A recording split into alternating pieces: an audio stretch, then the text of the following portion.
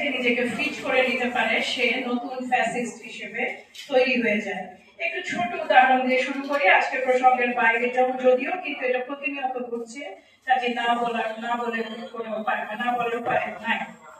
আমরা যখন রাজনীতি করেছি 17-18 বছর, আপনাদের প্রত্যেকের মনে আছে অতি সম্প্রতি এটা বাংলাদেশ জাতীয়তাবাদী দল কিংবা যারা বিরোধী দলে ছিলেন, বাম দল কিংবা বাংলাদেশ জামাত ইসলামী কিংবা অন্যান্য ইসলামী দলগুলো, তাদেরকে একটা নিয়মিত ট্যাগিং করা হতো। ট্যাগটার ভাষা ছিল দেশদ্রোহী, জঙ্গি, পাকিস্তানপন্থী ইত্যাদি ইত্যাদি, নানা সন্ত্রাসী।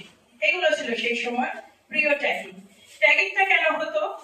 বাংলাদেশ আওয়ামী লীগ যে লুটপাট চালিয়েছে, লুটতরাজ চালিয়েছে, যে ফ্যাসিজম কায়েম করেছে, তার বিরুদ্ধে কেউ যদি আওয়াজ তুলতো, সাথে সাথেই তারা এই ট্যাগগুলোতে, মানে এই ট্যাগের সম্মান তাদের কপালে যুক্ত।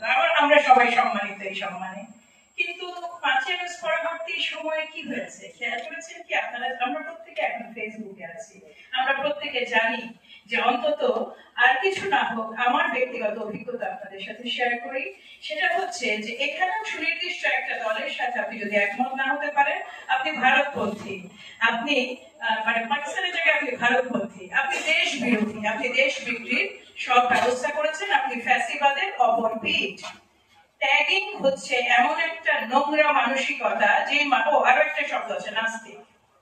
বাংলাদেশে যেমন নাস্তিকদের থাকার মানে অধিকার আছে, মানবিক মর্যাদা হিসেবে একজন নাস্তিকেরও থাকার অধিকার আছে। খুব সুস্পষ্ট ভাবে এটা প্রত্যেককে বুঝে নিতে হবে। বাংলাদেশ জাতীয়তাবাদী দল এই জন্যই দল হিসেবে মধ্যপন্থী, কারণ এই দলের ছায়াতলে প্রত্যেকের ধর্ম যেমন নিরাপদ। কেউ যদি সিদ্ধান্ত নেয় যে তিনি ধর্ম পালন করবেন না, তার মতো থাকবেন, তিনিও নিরাপদ। এইটাই হচ্ছে সার্বিকভাবে একটা জাতিগত বৈশিষ্ট্য আমাদের বাংলাদেশ জাতীয়তাবাদী দলের। কাজেই এই জায়গাটাই সবচেয়ে বেশি ট্যাগিং এবং ব্যাশিং এর শিকার এই মুহূর্তে বাংলাদেশ জাতীয়তাবাদী দল। একটু আগে আমার সম্মানিত ভাই বলে গেলেন যে বিভিন্ন গ্রুপের নাম করে যারা সুবিধাবাদী দল হিসেবে, বাংলাদেশ জাতীয়তাবাদী দল কোন ধরনের কোন গোষ্ঠীর কাছে কোনো সুবিধা নেয়। ব্যক্তি হিসেবে অনেকেই নিয়েছেন।